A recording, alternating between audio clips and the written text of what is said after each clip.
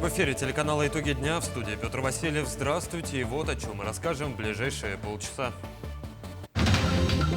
Подвижки льда, закраины и подъем уровней воды разной интенсивности. Расскажем, как идет ледоход на реках Якутии.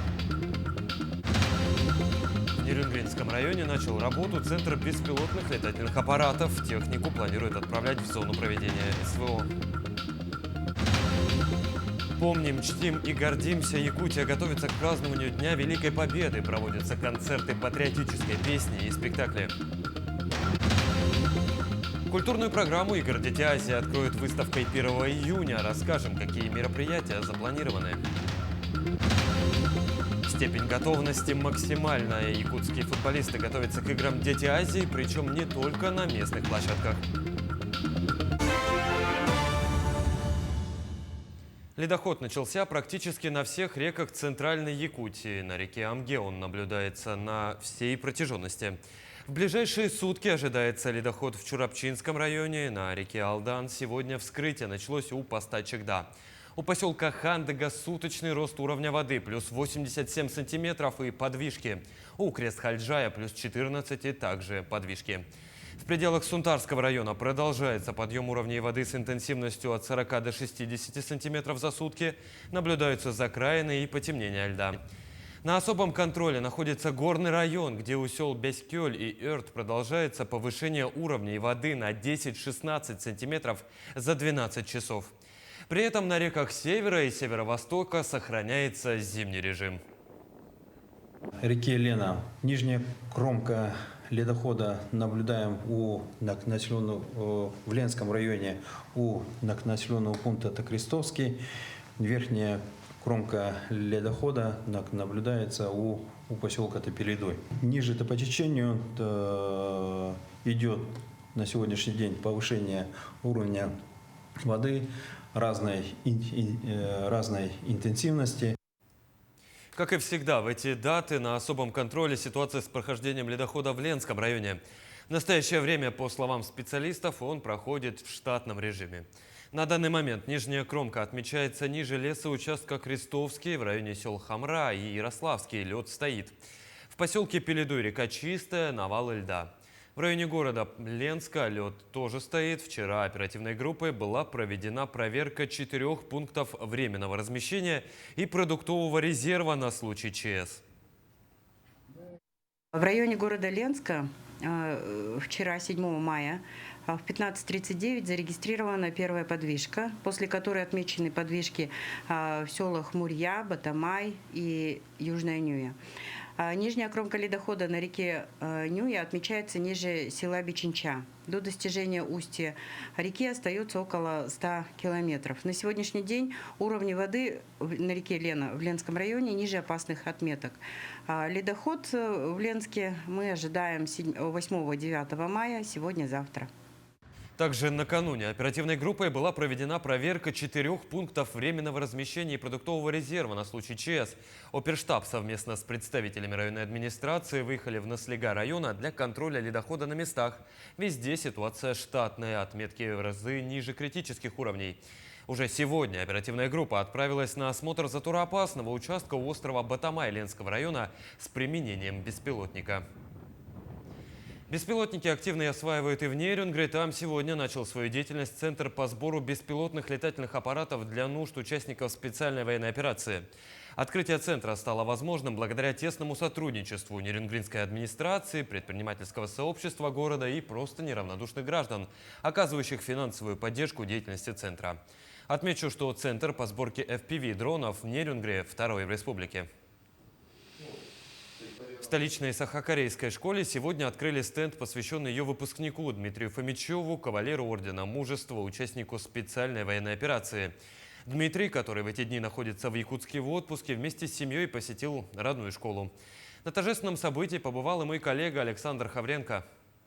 Во двор родной школы Дмитрий Фомичев заходит, немного смущаясь.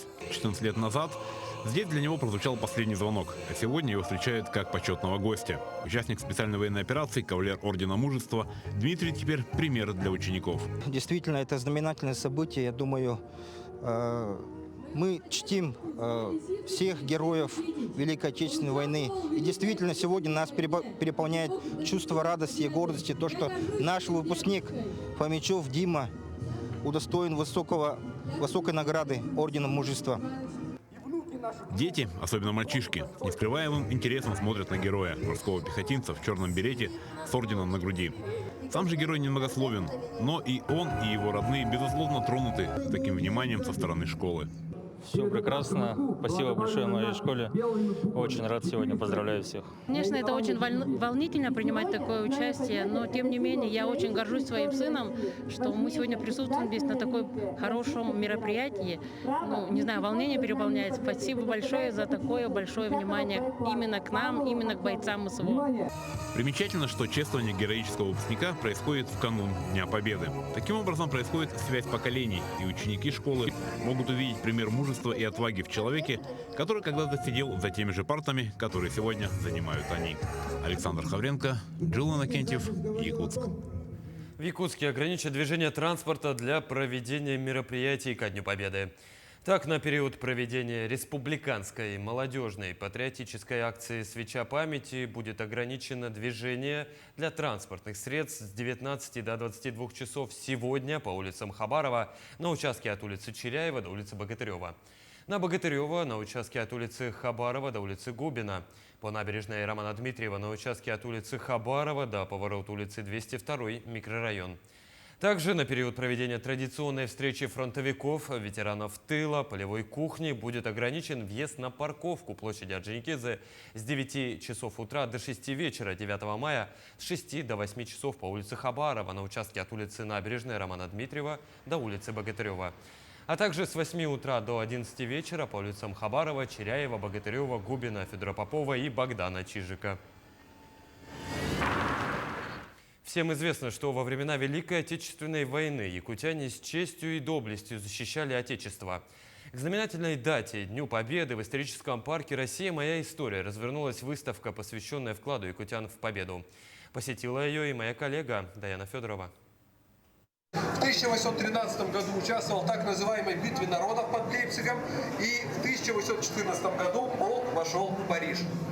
Трофеи и экспонаты, личные вещи и элементы снаряжения бойцов, подлинные исторические документы и фотоматериалы. За счет этих экспонатов ярко и кратко доносят важную информацию, сохранить и передать знания из поколения в поколение. Основная задумка выставки заключается в том, чтобы показать разные виды, разные поколения участников боевых действий Республики Саха-Якутия, начиная с 42-го якутского пехотного полка, легендарного, ну и дальше заканчивая Великой Отечественной войной, локальными конфликтами, контртеррористической операцией на Северном Кавказе и завершается специальной военной операцией. На одной из интерактивных панелей мультимедийной выставки «Огненные годы» посетители узнали историю трассы мужества. В годы войны по Алтибу было доставлено почти 8 тысяч бортов. Другая экспозиция включала в себя ордена, среди которых выделялись самые значимые – Звезда Героя, Орден Победы и Маршальская звезда. Они сохраняют историческую память о событиях, о страшных событиях тех лет и повышают чувство патриотизма и не дают забывать людям подвиги солдат тех лет. Так что очень важны такие мероприятия. Приглашенным гостем стал герой России Николай Соболев, который стал 6-м якутянином, удостоенным высшей награды страны за время специальной военной операции. Гости не только встретились с ним, но и задали интересующие вопросы. С ними пообщавшись, кто-то даже помечал какие-то фразы, даже периодически стараясь какую-то литературу им посоветовать, на будущее прочитать, чтобы у них появились какие-то навыки, где-то там книги полезные. Все записывают, даже с кем-то недавно позвонили, мой номер как-то нашли, позвонили. Я, начал читать книгу, которую посоветовали, прям спасибо большое. Я такой, да ни за что. Экспозиции выставки расположились на 2 этажах музейного комплекса «Россия. Моя история». Всего задействовано 4 площадки. Выставка будет работать до 19 мая. Даяна Федорова, Иван Сорокаумов, Якутск. В Нерингре состоялся показ студенческого театрализованного спектакля «Поезд жизни», который посвящен Дню Победы в Великой Отечественной войне. Режиссером-постановщиком спектакля стала Кристина Никифорова, актриса Республиканского театра кукол, заслуженная актриса Якутии, руководитель студенческой театральной студии «Мы» Южно-Якутского технологического колледжа. Тему продолжит Екатерина Павлова. Молодые люди отправляются на поезде в город Санкт-Петербург. Кто-то неизвестный срывает стоп-кран, начинается авианалет, и они оказываются в 1944 году. Очнувшись в полуразрушенном вагоне поезда, они знакомятся с Сенькой, Олей и Мишкой. Ребята не верят, что они в прошлом, полагая, что все это либо розыгрыш, либо съемки фильма.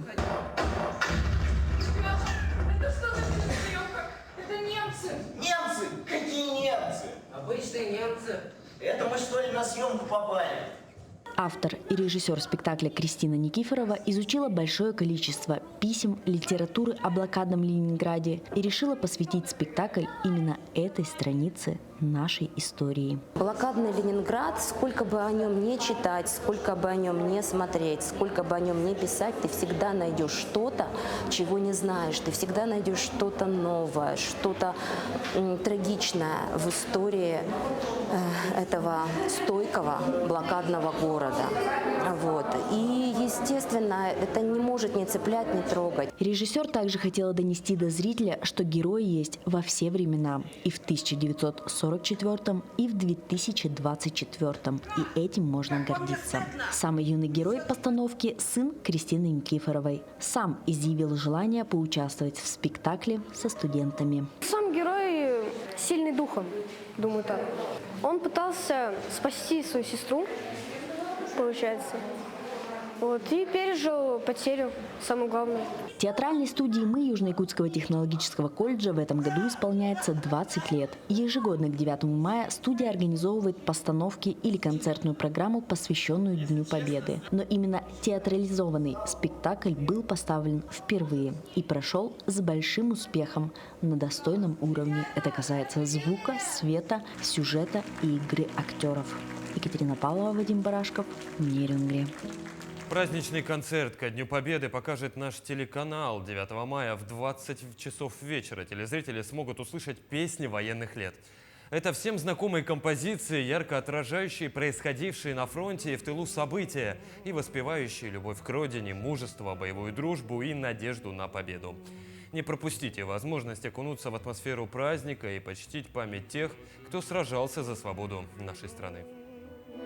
В реализации нам помогают такие коллективы, как компания «АВЭ». Это полностью техническое обеспечение самих съемок и предоставление съемочного павильона.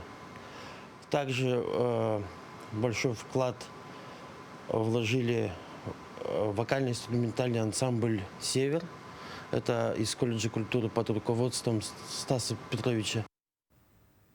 Концерты, приуроченные ко Дню Победы, продолжаются. Региональное отделение Социального фонда России провело военно-патриотический концерт. С различными номерами выступило около 100 сотрудников. Подробнее о концерте в материале далее.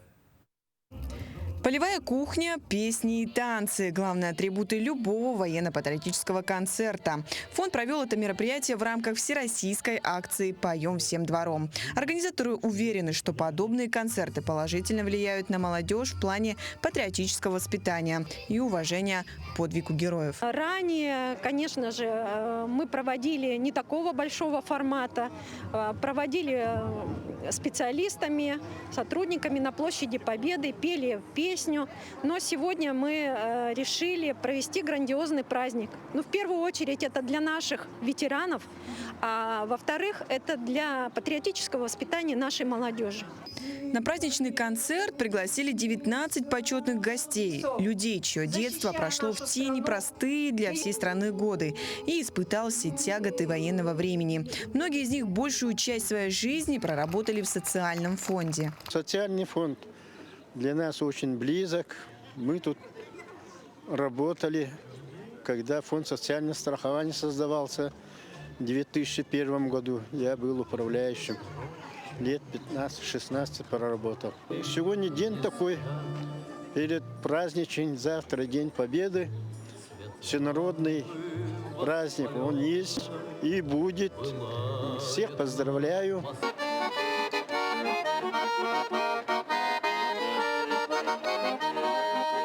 Программа Программа концерта включала в себя песни военных лет, танцевальные номера и чтение стихов. Несмотря на то, что у сотрудников фонда на подготовку к концерту было мало времени, они представили обширную программу. Ой, мы очень рады, что сегодня выступили. У нас станет «Смуглянка». Мы готовились всего неделю. Вся наша команда дружно собралась, и репетиции всего неделю. «Смуглянка» — это как бы для победы такая веселая, очень такая вдохновляющий танец, поэтому мы выбрали «Смуглянку». Что ж, сегодня региональное отделение Социального фонда России не только организовали военно-патриотические песни, спели и даже сыграли на хомусе, но и организовали большую военную полевую кухню, где угостили всех желающих гречневой кашей с тушенкой и горячим чаем. Спасибо. Ну что ж, попробуем гречку с тушенкой и попьем чай. Праздничный концерт завершили исполнением «Катюши», одной из самых известных песен военного времени. Она еще раз напомнила всем о том, что праздник Дня Победы вся страна отмечает с гордостью и особой теплотой. Дарья Короленкова, Семен Семенов, Якутск. В эти минуты в Якутске проходит всероссийская патриотическая акция «Свеча памяти». Тысячи якутян собрались на площади Победы, чтобы почтить память павших воинов Великой Отечественной войны и выложить зажженными свечами слово «Помним». На акции работает и наш корреспондент Дарья Короленкова. Она на прямой связи со студией. Даша, приветствую. Ждем от тебя подробностей. Руководителю администрации главы республики Петя, здравствуй. Действительно, мы находимся на площади Победы. Буквально уже сейчас прошла минута молчания для всех жителей, кто сейчас находится. Около 1000 примерно жителей сегодня пришли на всероссийскую акцию, которая проводится достаточно давно, с 2009 еще года. И вокруг собрались студенты, молодежь, люди, которые пришли с портретами своих прадедов, прадедушек. Уже сейчас буквально говорит глава города о том, что наступает акция. Торжественное мероприятие буквально уже начинается с минуты молчания. Все пришли с портретами поддержать и оказать дань памяти, уважения с 2000 еще тогда давно. Ну, вообще, тут собралось молодежь, депутаты Государственной Думы, правительства, собрались общественные организации. Напоминаю, что безопасность территориальная озвучивается специальными волонтерами Победы, которые вокруг контролируют, чтобы не было давки, скопления количества большого людей. Кто-то остался за пределами территории, буквально уже поставили свечки, когда можно будет поставить. В этом году тоже ежегодно будет слово «Помним». И буквально собрались здесь очень много людей. Также студенты ставят караул из водного транспорта. Караул, как обычно, традиционно. Здесь освещается полностью территория. Предлагаю посмотреть то, как маленькие молодежь уже с детства напоминают им о том, что нужно чтить память. У каждого из них тоже есть свечка, с которой они могут буквально в скором времени составить слово «Помним». Сегодня также будет выступать глава города.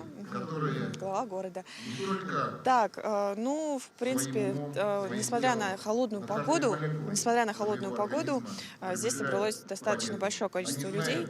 И я думаю, что ежегодная традиция будет и впредь традиционно проводиться на площади Победы вот в таком вот составе. Петя, передаю тебе слово. В принципе, у меня все. Даша, спасибо, но я напомню, что свечами на площади Победы выложат главную, я думаю, фразу «Помним». Напомню, на прямой связи со студией была моя коллега Дарья Короленкова, ну а мы идем далее. Культурную программу игр «Дети Азии» в Якутске откроет выставка 1 июня. Она будет идти все лето и расскажет об основателях игр и детях, которые стали спортсменами и добились того, что «Дети Азии» стали визитной карточкой республики и всей страны. Также 1 июня откроется и выставка работ Ивана Айвазовского и других художников-маринистов в Национальном художественном музее Якутии. Всего в обширной программе задействуют более 3000 человек. Будут участвовать в культурной программе более 3000 детей, молодежи, наши артисты, самодеятельные коллективы из 22 районов нашей республики. Открытие игр «Дети Азии» будет 26 июня в стадионе Туймада. Ну а якутские спортсмены тем временем продолжают подготовку к грядущим летним играм «Дети Азии». Так, сегодня сборная республики по футзалу провела контрольный матч. Спарринг-партнерами ребят выступила команда Арктического государственного агротехнологического университета. По итогам 2 таймов сборная республики одержала победу со счетом 4-2. У нас последний выезд запланирован на международный турнир в Киргизию. Там будут сборная Узбекистана, сборная Таджикистана, сборная Киргизии, соответственно, еще какие-то команды. Хотим себя попробовать на уровне. Надеемся, что эти команды тоже сюда приедут. Они уже вроде бы как подтвердились и приедут к нам тоже выступать будут.